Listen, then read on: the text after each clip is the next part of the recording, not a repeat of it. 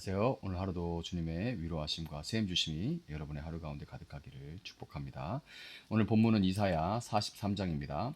그러나 나의 종 야곱아, 내가 택한 이스라엘아, 이제 너는 들어라. 너를 지으신 분, 네가 태어날 때부터 내가 너를 도와주마 하신 주님께서 말씀하신다. 나의 종 야곱아, 내가 택한 여수르나 두려워하지 말아라. 내가 메마른 땅에 물을 주고 마른 땅에 시내가 흐르게 하듯이 내 자손에게 내 영을 부어주고 내 후손에게 나의 복을 내리겠다.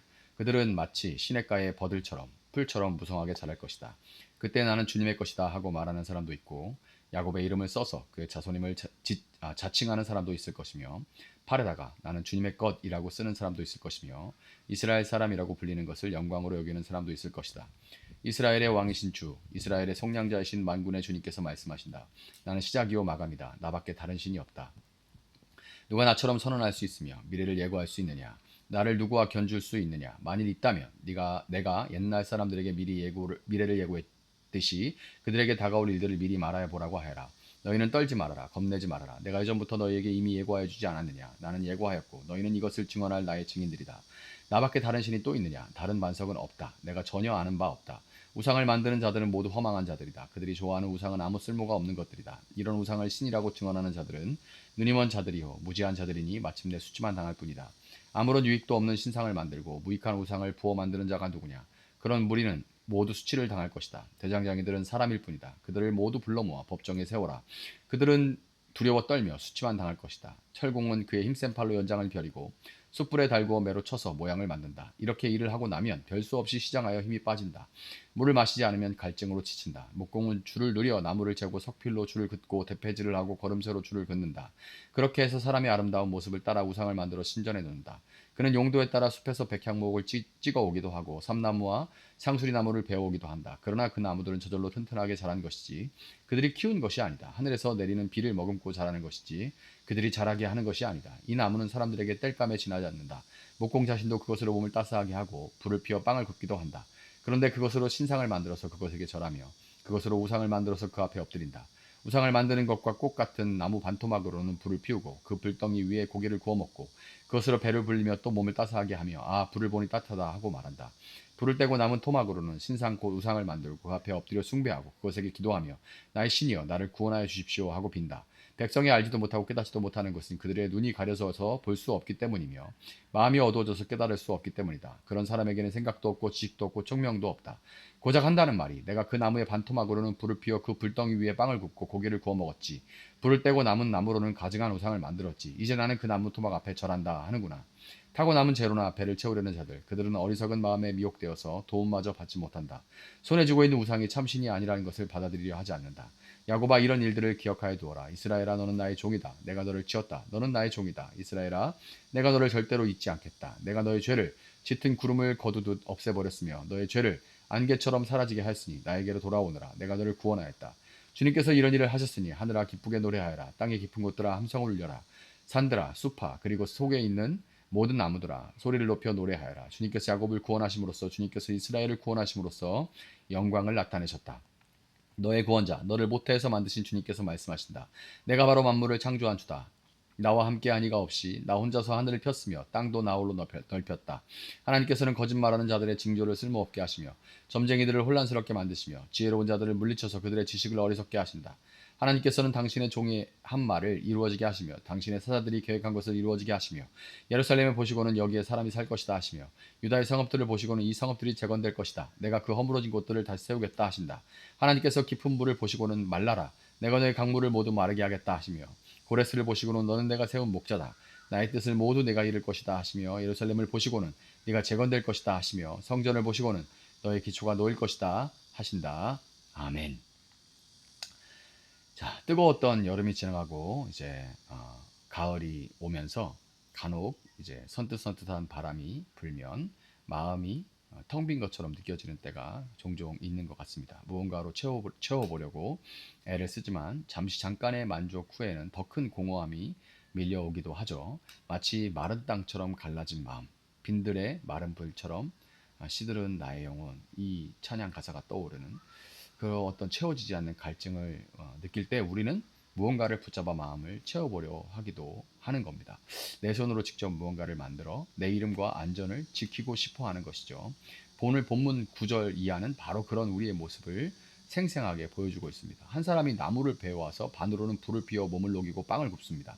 그리고 남은 반쪽으로는 정교하게 신상을 깎아 만들고는 그 앞에 엎드려 절하면서 이렇게 말하죠. 나를 구원하소서, 당신은 나의 신입니다. 진짜 이게 제3자로 보면 이게 얼마나 우스운 일이에요. 그런데 그 문화권, 그런 생각 속에서 살면 그게 별로 우습게 여겨지지도 않습니다. 근데 참으로 어리석은 모습이죠. 방금 전까지 셀감으로 쓰던 그 나무 토막에게 자신의 구원을 맡기는 그런 모습, 말이 안 되죠. 성경은 이것을 죄를 먹는 것과 같다라고 말을 합니다. 망상에 사로잡힌 마음은 스스로를 구원할 수 없는 헛된 것에 매달리게 만드는 거예요. 오늘날 우리는 나무로 신상을 만들지는 않습니다. 물론 여전히 뭐 그런 신상들을 만드는 종교들도 있지만 우리가 일상에서 일반적으로 신상을 만들지는 않죠. 하지만 우리 역시 남은 나무 토막 하나씩을 마음에 품고 살아가고 있습니다. 어떤 이에게는 그것이 돈이라는 이름의 나무 토막일 수도 있고, 어떤 이에게는 성공이나 자녀, 학벌, 건강일 수 있습니다. 그것만 있으면 내 인생이 안전할 것이라고 믿고, 그것만 있으면 내가 만족할 만한 어떤 위안을 얻을 수 있을 것이다. 이렇게 생각하는, 그래서 내가 그것을 얻기 위해서 많은 것들을 바치고 그것이 흔들릴 때 내 인생 전체가 무너지는 것 같은 어떤 두려움에 사로잡힙니다. 하지만 이 모든 것은 우리 손으로 깎아 만든 나무 토막처럼 결코 우리의 근본적인 메마름을 해결해 주거나 우리를 진정한 의미에서 구원할 수는 없는 거예요. 우리가 이처럼 헛된 우상을 만지느라고 분주할 때 하나님은 그런 우리를 어떻게 바라보고 계실까요? 우리의 어리석음을 책망하면서 외면하실까요? 아니죠. 하나님은 놀랍게도 전혀 다른 말씀을 시작하십니다. 본문 1, 2절이에요. 그러나 나의 종 야곱아, 내가 택한 이스라엘아, 이제 너는 들어라. 너를 지으신 분, 네가 태어날 때부터 내가 너를 도와주마 하신 주님께서 말씀하신다. 나의 종 야곱아, 내가 택한 여수루나 두려워하지 말아라. 여수루는 사랑받는 자라는 뜻입니다. 하나님께서 이스라엘을 별칭으로 이렇게 부르시죠. 너는 정말 사랑받는 자다라고 부르시는 거예요. 하나님은 우리의 행위나 자격으로 우리를 부르지 않기 때문에 그렇습니다. 여수룬이라는 말을 생각하면서 제가 자녀들을 볼 때, 이 아이들을 볼 때의 마음, 얘들이 나한테 무슨 이득을 주고 그런 게 아니라 그냥 아이들을 볼 때 제 마음에서 나오는 그 감정을 생각하게 됩니다. 우리를 어떤 자격이나 행위로 우리를 부르시는 게 아니에요. 나의 종, 내가 택한 자라고 하나님은 그냥 우리를 존재로 그렇게 불러주십니다. 이것은 하나님의 일방적인 선택과 사랑의 선언이에요. 우리가 죄를 먹으며 헤매고 있을 때조차 하나님은 우리를 당신의 소유로 여기시며 두려워하지 말아라 라고 그렇게 말씀하십니다. 그리고 3절에서 그 이유를 이렇게 설명하십니다. 내가 메마른 땅에 물을 주고 마른 땅에 시내가 흐르게 하듯이 네 자손에게 내 영을 부어주고 네 후손에게 나의 복을 내리겠다. 아멘. 이것이 바로 복음의 신비죠. 우리의 근본적인 갈증은 우리 스스로 만드는 우상을 통해서는 결코 해결될 수 없습니다. 그것은 오직 위로부터 하나님께서 부어주시는 은혜를 통해서만 우리의 갈증이 해소될 수가 있는 거죠. 하나님은 우리의 마른 땅과 같은 심령의 생명수를, 성령을 부어주시겠다고 약속하십니다. 우리가 만든 헛된 신이 아니라 우리를 만드신 창조주께서 직접 우리의 구원이 되시겠다는 선언인 거예요. 하지만 우리가 어떻게 이 약속을 믿을 수가 있을까요? 내 삶은 여전히 목마르고 하나님의 음성은 멀게만 느껴질 때가 참 많죠. 이사야는 이 약속이 결코 빈말이 아님을 증명하기 위해서 우리의 시선을 역사의 한 복판으로 끌고 갑니다. 28절을 보면 고레스를 보시고는 너는 내가 세운 목자다라는 놀라운 말씀이 나옵니다.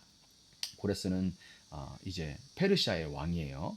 이사야가 이 예언을 할 당시에는 존재하지도 않았던 인물입니다. 하나님은 그 예언을 받을 때, 이사야가 예언을 받을 때로부터 약 150년 뒤에 나타날 이방 왕의 이름까지 정확히 말씀하시면서 그를 통해 무너진 예루살렘 성전을 재건하고 포로된 백성을 돌이키게 할 것이다 라고 선포하십니다. 이것은 무엇을 의미하는 거예요? 하나님은 단순히 미래를 맞추시는 그런 분이 아니라 온 인류의 역사를 당신의 뜻대로 이끌어 가시는 주관자라는 그런 의미입니다. 세상의 그 어떤 왕이나 권력도, 심지어 우리가 신처럼 의지하는 그 어떤 우상도 하나님의 구원 계획을 이루는 도구에 불과합니다. 이 고레스 왕을 통한 구원의 역사는 장차 올 더 위대한 구원을 가리키는 그림자, 예고편이었죠. 하나님은 모든 역사를 주관하셔서 마침내 때가 이르렀을 때 당신의 아들 예수 그리스도를 이 땅에 보내셨습니다. 예수님은 고레스와는 비교할 수 없는 참된 목자로서 십자가에서 자신의 생명을 내어주심으로 죄의 포로가 되었던 우리를 해방시켜 주셨습니다. 예수님은 무너진 성전보다 더 중요한 우리 마음의 성전을 회복시키셨고 그분께서 부활 승천하시며 약속하신 대로 우리에게 성령을 물 붓듯이 부어주셨습니다.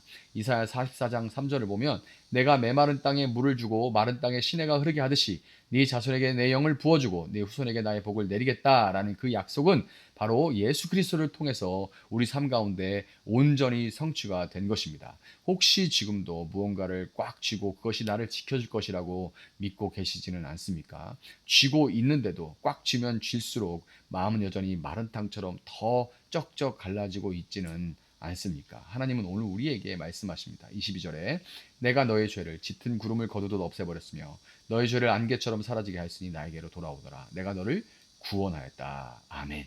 하나님은 네 죄를 해결하고 돌아와라 라고 말씀하시지 않으십니다.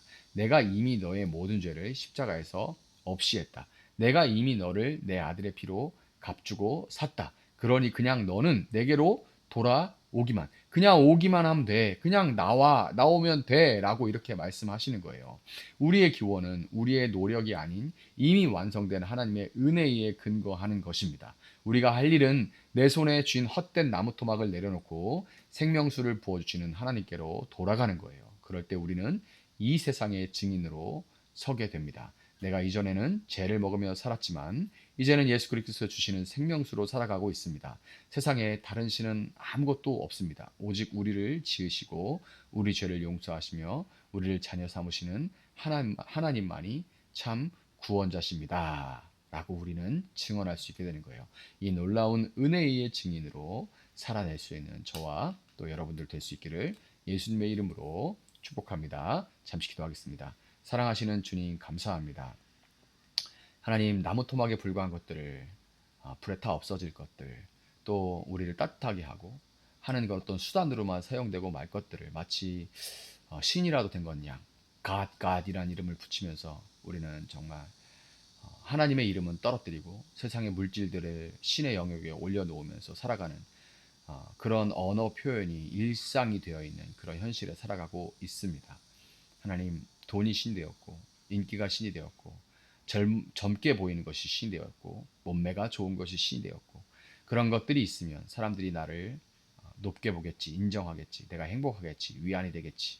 그런 것들을 움켜쥐기 위해서 우리는 살아갑니다. 그런 모든 것들은 불에 던져질 나무토막에 불과합니다. 어떤 것도 신이 될 수 없습니다. 돈은 돈이지 신이 아닙니다. 돈은 수단이지 신이 아닙니다. 젊어 보이는 것은 죽음 앞에 아무 의미가 없습니다. 하나님 우리가 이것들을 건강하게 살아가며 감사하고 또 감사할 수 있으므로 감사하고 있는 것으로 하나님께 영광 돌리며 감사하는 수단으로 물질화 시킬 수 있도록 객관화할 수 있도록 우리에게 지혜 주시고 용기 주시기를 원합니다. 그것들에 붙들려 낙심하고 절망하고 좌절하고 하나님을 멀리하지 않도록 우리를 붙들어 주시기를 원합니다. 그리고 우리를 붙드시고 우리를 위로하시고 우리의 영원한 인도자 되시는 하나님을 신뢰하며 나갈 수 있는 저희들 될 수 있도록 주님 도와주시기를 원합니다. 그래서 우리가 이 땅 가운데 살아가며 참된 하나님의 증인된 삶을 살아갈 수 있도록 주님 우리와 함께하여 주시기를 원합니다. 하나님과의 관계 가운데 더 풍성함을 누리며 하나님과의 관계가 더욱더 친밀해지기를 원하며 하나님 앞에 살아갈 수 있는 저들 될 수 있도록 붙들어 주시옵소서. 감사하며 예수님의 이름으로 기도합니다. 아멘. 오늘 주신 말씀 붙들고 계속해서 기도합니다.